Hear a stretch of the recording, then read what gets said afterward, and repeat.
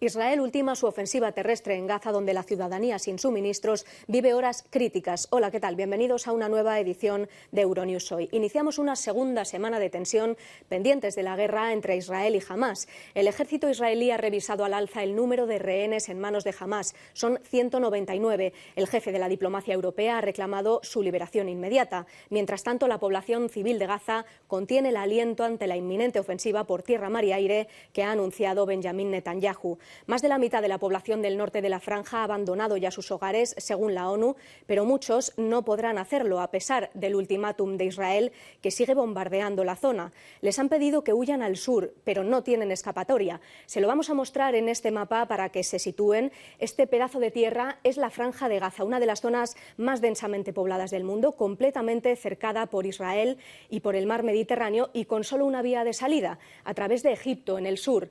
En el norte hay 1,1 millones de personas, de los que, como decimos, ya unos 600.000 se han podido mover, pero ahora cientos de personas se concentran en este punto de la frontera sur. Estados Unidos, Egipto e Israel están ultimando un acuerdo para un alto el fuego temporal que permita la apertura de un corredor humanitario, pero este paso de Rafah, el que comunica el sur de la franja con Egipto, sigue todavía a día de hoy cerrado.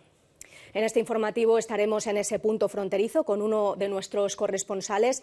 La situación en Oriente Próximo copa gran parte de la actualidad, pero hay otros asuntos que también nos ocupan. En Polonia, los resultados provisionales de las elecciones indican un giro a la izquierda liberal con consecuencias importantes para la Unión Europea y para la ayuda a Ucrania en su defensa de la invasión rusa. Lo analizaremos con nuestra corresponsal en Varsovia. Y otra de las imágenes electorales del día llega del otro lado del Atlántico. Es la celebración de Daniel Noboa. Acaba de convertirse en el presidente electo más joven de Ecuador, desbancando al correísmo.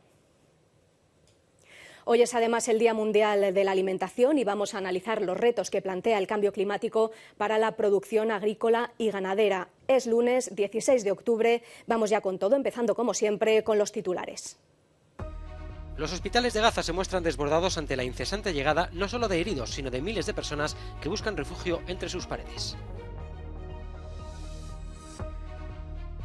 Manifestaciones se repiten en todo el mundo por la violencia general que se ha desatado debido a la guerra entre Israel y Hamás. El rico y joven empresario Daniel Noboa se convierte en nuevo presidente electo de Ecuador tras su victoria frente al correísmo.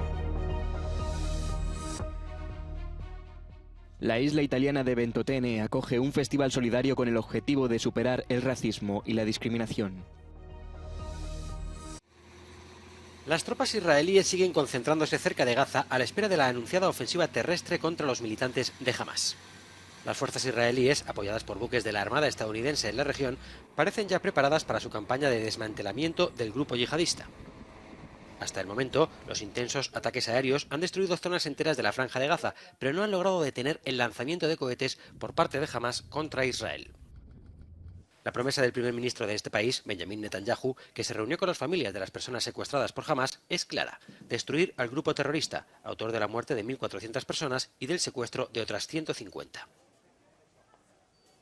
Estados Unidos, mientras tanto, mueve sus fichas diplomáticas. Su secretario de Estado, Antony Blinken, presente estos días en la región, trata de reducir en lo posible el impacto del ataque terrestre israelí contra Gaza, para lo que regresará a Jerusalén, donde mantendrá nuevas conversaciones con Netanyahu. Washington, como tantos otros, teme una escalada de muertes palestinas que, además, provoque la intervención de Irán. En Gaza, mientras tanto, la situación empeora. Algunas fuentes hablan del restablecimiento del suministro de agua, pero sin electricidad para bombearla, de poco sirve. Alrededor de 600.000 personas han evacuado ya la ciudad de Gaza, tras las advertencias israelíes de trasladarse al sur antes de que arranque la verdadera ofensiva. Tras casi 5.000 fallecidos entre ambos bandos, y por increíble que parezca, lo peor seguramente está por llegar.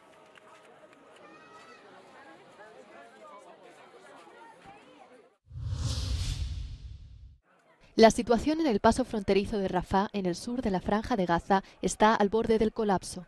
Tras el bombardeo israelí del martes y el miércoles, Egipto cerró la frontera y los cruces fueron bloqueados. El corresponsal de Euronews, Nibal Hayo, está cerca de la frontera entre Gaza y Egipto y ha escuchado testimonios de algunos ciudadanos con pasaporte extranjero. Mis hijas se coordinaron con el Ministerio de Asuntos Exteriores alemán para que pudiera irme, pero no puedo. Llegamos y lo vimos todo cerrado. ¿Por qué se ríen de nosotros? Al menos ayúdennos a salir. Solo quiero irme. Vine a Gaza para visitar a mi familia para 2 meses. Empezó la guerra y nos quedamos atrapados aquí.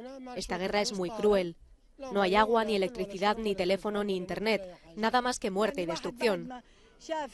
Después de ver la situación en Gaza, las casas destruidas y la gente muriendo bajo los escombros,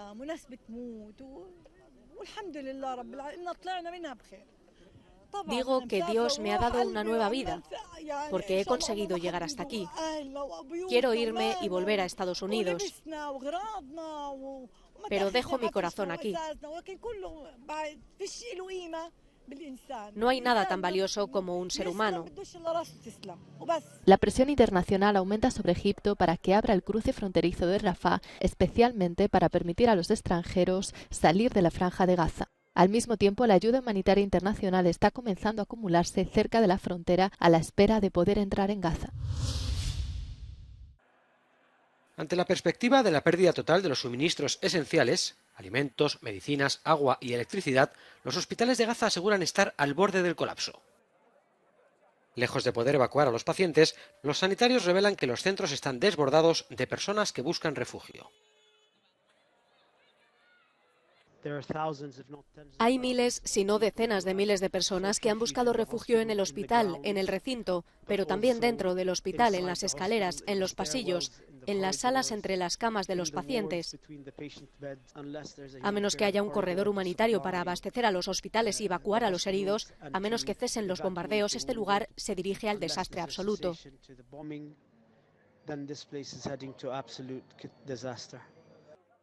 La situación, cada vez más grave, se está cobrando un alto precio también entre los trabajadores sanitarios. Algunos miembros han huido, dejando todo atrás, otros han muerto.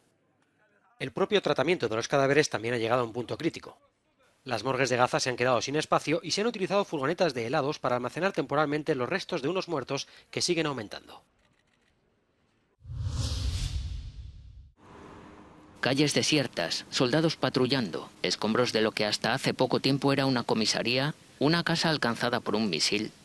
Las calles de Sderot, a menos de 1 kilómetro de la frontera con Gaza, están desiertas tras el ataque perpetrado la semana pasada por milicianos de Hamás. Gran parte de los 30.000 habitantes de la ciudad israelí han sido evacuados a zonas seguras.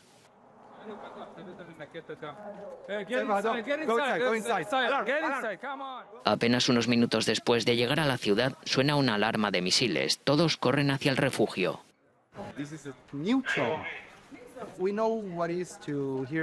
Sabemos lo que es oír la alarma todos los días, a todas horas.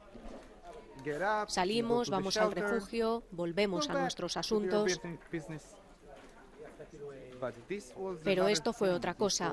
Era sábado, eran las 6 de la mañana, los terroristas sacándote de tu cama, en tu casa. Toba y su marido Asar son los únicos que quedan en este edificio. ¿No quiere irse? ¿No? ¿Por qué? ¿A dónde? ¿Qué me aportará? Este es mi sitio. Tengo un búnker, tengo mi ropa, mi ducha, tengo todo aquí. No necesito ir a ninguna parte. Mi marido está aquí. Mark también ha decidido quedarse. Su tienda es la única que sigue abierta en esta zona. ¿Por qué sigue abriéndola? Cuando hago algo por los demás, aunque sea poco, eso me da un propósito. Por eso la sigo abriendo. Vamos a luchar. Este es nuestro único hogar. No tenemos otro sitio al que ir en el mundo. Solamente tenemos este lugar. Hay un ambiente muy inquietante en Sderot que solamente es interrumpido por el sonido de drones, aviones de combate y lo que parecen ser morteros disparados hacia la franja de Gaza. Los que siguen en la ciudad contienen la respiración, a la espera de la anunciada ofensiva terrestre sobre la franja de Gaza. I'm Valerie Goria in Sderot for Euronews. De nuevo, miles de personas se han manifestado en todo el mundo contra el conflicto de Oriente Próximo. Mientras que la semana pasada las concentraciones fueron una respuesta de indignación ante las atrocidades cometidas por las milicias de Hamás, este fin de semana las concentraciones como la de Ámsterdam fueron más bien contra la violencia en general o a favor de los palestinos. Es una situación inhumana y estamos aquí defendiendo el derecho de todas las personas, porque todo el mundo tiene derecho a una vida segura, a tener un lugar seguro donde vivir, donde estar a salvo. En Roma, miles de personas se congregaron portando una bandera palestina gigante para mostrar su apoyo al pueblo palestino. En la República Checa hubo una concentración organizada por la iniciativa No en Nuestro Nombre, por una paz justa en Oriente Próximo. Los organizadores afirmaron que su objetivo es honrar la memoria de todas las víctimas, tanto israelíes como palestinas, independientemente de su origen. No quiero que nadie aquí en el espacio público se cuestione la legitimidad de Israel defendiendo su territorio, defendiendo a su población civil, defendiendo a sus mujeres y niños. El conflicto entre Israel y Hamás ha causado conmoción en todos los continentes y ha reforzado las divisiones entre la población.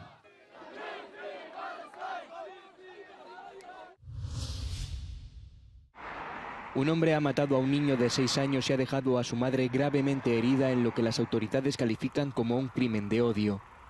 Las víctimas eran musulmanas y el agresor ha afirmado actuar en respuesta a la guerra entre Israel y Hamás.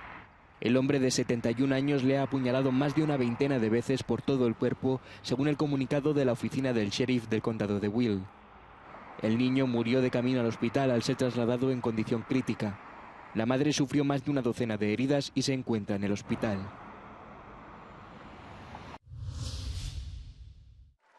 Polonia parece estar dando un salto hacia la izquierda liberal con 3 partidos de la oposición que parecen haber obtenido suficientes votos para desbancar al Partido Nacionalista Conservador en el poder.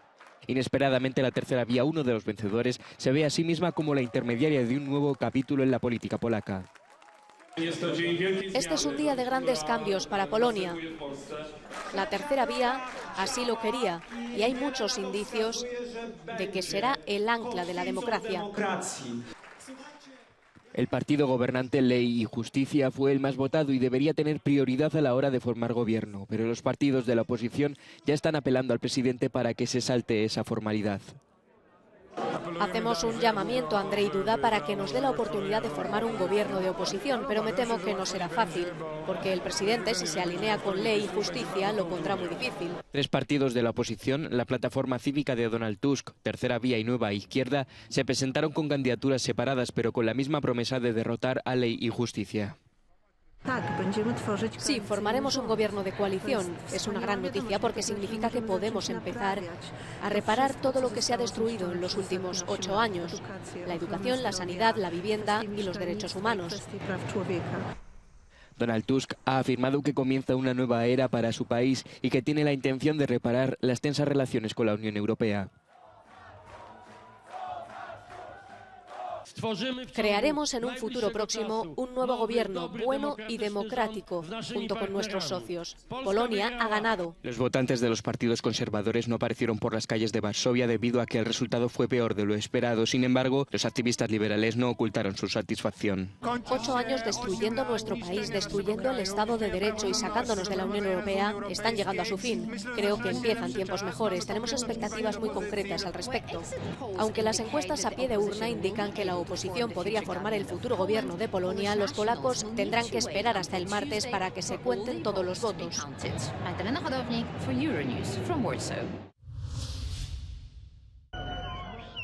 Daniel Noboa, empresario heredero de un imperio bananero, se ha convertido en el presidente electo más joven de la historia de Ecuador. A sus 35 años, Noboa se ha impuesto al correísmo en la segunda vuelta de las elecciones presidenciales con más del 52% de los votos. Las calles de Quito han celebrado su victoria. Agradecido a sus votantes, ha prometido restaurar la paz en un país asolado por la peor crisis de inseguridad y violencia de su historia. Vamos a trabajar para reconstruir un país que ha sido gravemente golpeado por la violencia, por la corrupción y por el odio. Desde mañana empieza a trabajar la esperanza, desde mañana empieza a trabajar Daniel Noboa, su nuevo presidente de la República. Su rival, la socialista Luisa González, reconoció su derrota por una diferencia de unos 4 puntos porcentuales y tendió una mano al diálogo. Basta de odios, basta de polarización. El Ecuador necesita sanar y cuenten con nosotros para un acuerdo común de patria. Noboa estará en el poder apenas 17 meses hasta las próximas elecciones. Está previsto que asuma el mandato en diciembre para completar el periodo hasta 2025 que debía culminar el presidente saliente, el conservador Guillermo Lasso. En ese tiempo tiene el reto de enfrentar la violencia del crimen organizado y las mafias del narcotráfico, que se trasladó también a estos comicios, con el episodio más grave en el asesinato del candidato presidencial Fernando Villavicencio, acribillado a la salida de un mitin a 11 días de la celebración de la primera vuelta electoral el 20 de agosto. Otros retos serán frenar el creciente déficit económico que se registra este año y sobre todo la gobernabilidad, ante una Asamblea Nacional donde el correísmo volverá a ser la primera fuerza. Visita de 3 días de Sergei Lavrov a China. El ministro de Asuntos Exteriores de Rusia inicia en Pekín un viaje al país asiático como parte de una importante iniciativa para impulsar a Moscú como destino de las inversiones chinas. Se espera que tanto Lavrov como el propio Vladimir Putin asistan al tercer foro de las nuevas rutas de la seda, que tiene lugar esta semana en la capital china, aunque la presencia del presidente ruso no está confirmada oficialmente. Sí que estarán por su parte los presidentes de Argentina, Alberto Fernández, o Chile, Gabriel Boric, además del secretario general de Naciones Unidas, Antonio Guterres. Al menos una persona ha muerto y 120 han resultado heridas tras un terremoto de magnitud 6,5, seguido por 4 réplicas de entre 5,4 y 4,4 en Afganistán. Los movimientos sísmicos han golpeado este domingo el oeste del país, según informa la Organización Mundial de la Salud. Pero según el medio oficial del gobierno de los talibanes, habría 2 muertos, aunque la cifra podría probablemente aumentar en las próximas horas. El seísmo se produce en la región donde más de 1000 personas murieron la semana pasada debido a los temblores que dejaron una veintena de aldeas destruidas.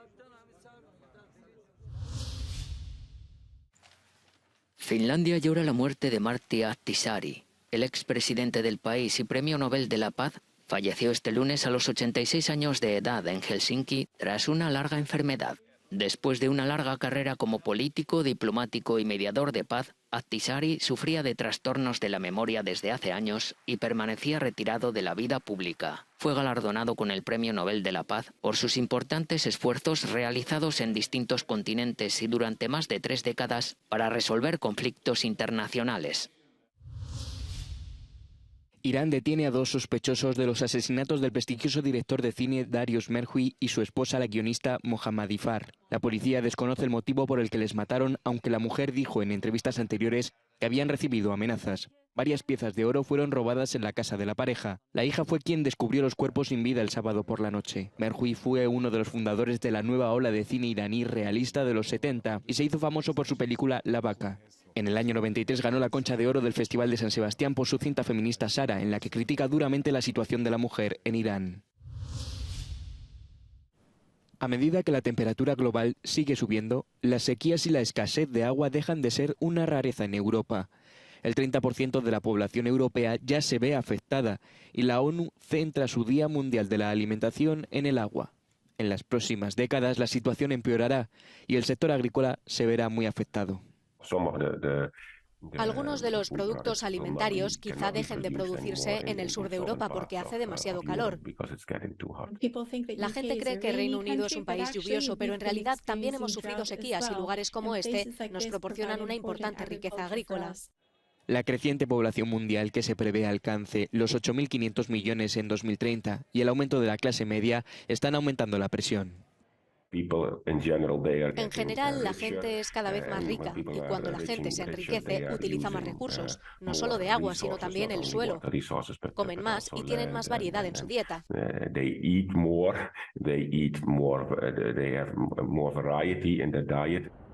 Otros sectores, como el energético, también se verán afectados. A medida que avanzamos hacia una era de neutralidad energética, una era de energías limpias, estamos avanzando hacia cosas como la energía hidroeléctrica, sin duda. Pero si tenemos menos agua en los ríos, no podremos recurrir a la energía hidroeléctrica. Y de hecho estamos recurriendo al carbón y al gas y a cosas que se consideraban contaminantes, que tienen que seguir existiendo si queremos satisfacer nuestra demanda energética. En 2000, Europa introdujo la Directiva Marco sobre el agua para proteger los recursos hídricos en toda Europa. Sin embargo, aún queda mucho camino por recorrer. Las medidas que estamos aplicando tienen que acelerarse un poco en diferentes ámbitos, a nivel local, a nivel nacional y a nivel de la Unión Europea, para que también mejore el grado de preparación ante la incertidumbre sobre los riesgos.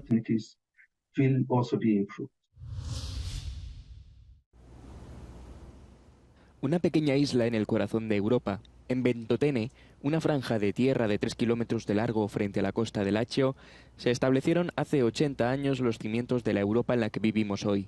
El manifiesto de Ventotene habla de paz, solidaridad y federalismo. Es uno de los principales documentos en los que se basan los fundamentos de la Unión Europea. Generación Puente es una asociación de jóvenes italianos de las nuevas generaciones cuyo objetivo es tender puentes entre generaciones y culturas diferentes. Cada año estos jóvenes italianos organizan el Festival de la Europa Solidaria y del Mar Mediterráneo para hablar de Europa, paz, derechos y diálogo entre culturas. Decidimos traer aquí nuestro festival porque nos identificamos con el manifiesto de Ventotene. Este manifiesto fue escrito durante la época del régimen fascista por opositores al régimen que querían hablar e imaginar otro tipo de Europa, una Europa en la que la gente pueda encontrarse, hablar y convivir. Es un espacio que reúne a refugiados, ciudadanos de segunda generación, políticos, periodistas, escritores y que articula una narrativa colectiva de prácticas de éxito para ir más allá de lo que es la discriminación y el racismo, y también para promover la cultura europea que se basa en la paz y la democracia. Hace 80 años, durante la Guerra Mundial, nació en esta isla una idea revolucionaria: crear una federación de Estados europeos que pudiera garantizar la paz y la solidaridad. El manifiesto de Ventotene es uno de los documentos fundacionales de la Unión Europea que hoy nos está diciendo que aún queda mucho camino por recorrer. Altiero Spinelli, uno de los padres fundadores de la Unión Europea, pidió que sus cenizas se conservaran en Ventotene, donde fue confinado a la fuerza por el régimen fascista y donde él y otros redactaron el manifiesto. Hoy, el lugar en el que estuvo encarcelado es testigo de la importancia del manifiesto para las nuevas generaciones de europeos que quieren continuar con el proyecto político de una Europa unida y federal. Yo me siento un poco como si perteneciera a una generación puente que está después de la generación de padres y madres que llegaron y construyeron el proyecto de su vida migrante en Italia y para las que Italia se ha convertido en su país, algo que les ocurre a muchos otros que están hoy aquí. Como hace 80 años, el mensaje llega alto y claro desde esta pequeña isla del Mediterráneo. El camino que queda por recorrer no es fácil ni seguro, pero los jóvenes europeos de hoy están dispuestos a llegar hasta el final.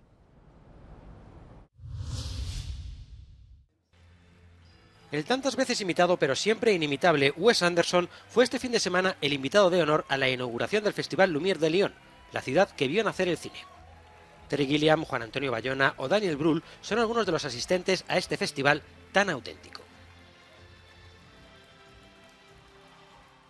Es mi festival favorito de todos porque solo trata de cine. No tiene esa locura que, por supuesto, se necesita en festivales más grandes como Cannes, Venecia o Berlín, que son los grandes eventos. Pero aquí solo se centra en el cine, es la reunión de los cineastas. El Festival Lumière me encanta porque primero no hay competición, es un festival donde realmente solo hay un premio y es para reconocer la carrera de un gran cineasta. Los directores venimos mucho más relajados, venimos a disfrutar de las películas, a disfrutar del cine y además esta ciudad respira cine. Un año más, el público lionés acudió en masa a la inauguración, con cerca de 5.000 personas en la Halle Tony Garnier, que presume de ser la sala de cine más grande de Europa. Hasta el próximo fin de semana hay programados cientos de proyecciones y encuentros, con la entrega del premio Lumière como colofón. Este año, el festival premia la trayectoria del gran Wim Wenders, que toma el relevo en Lyon de otros grandes cineastas como Jane Campion, Tim Burton, Clint Eastwood o Martin Scorsese, entre otros.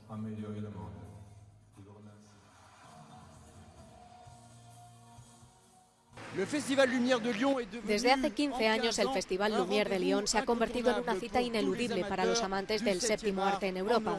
Es un festival original que muestra en pantalla grande las grandes películas y obras maestras de la historia del cine, al tiempo que invita a los grandes nombres de la actualidad. El plato fuerte de este año es el Prix Lumière 2023, concedido al director de París, Texas y las Salas del Deseo, el gran realizador europeo Wim Wenders. Allemand et très européen, Wim Wenders. À Lyon, Frédéric Ponsard pour Euronews. Hasta aquí nuestro informativo de hoy. Gracias por acompañarnos como siempre. Saben que pueden seguir conectados a la actualidad a través de nuestros boletines informativos en televisión y todas las plataformas digitales de Euronews. Nos despedimos ya con un no comment del eclipse solar Anillo de Fuego que pudo verse este fin de semana desde Latinoamérica. Hasta mañana. ¡Uy, se ve súper! Minutos para el segundo contacto. 6 minutos. ¿Cómo lo está viendo?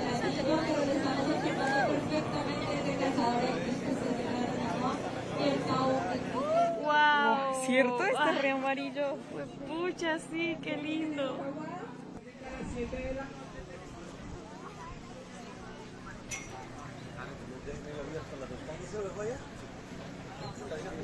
Pero toca echarles un poquito de agua porque... Baja el agua porque si me acaban de allá hay un... ¿Me encontraste?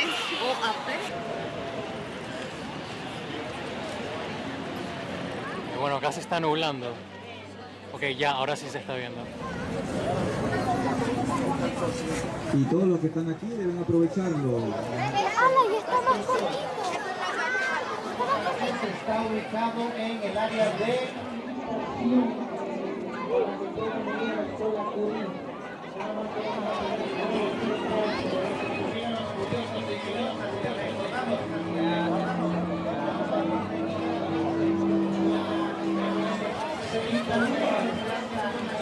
¡Ah, lindo! Sí, pero este no.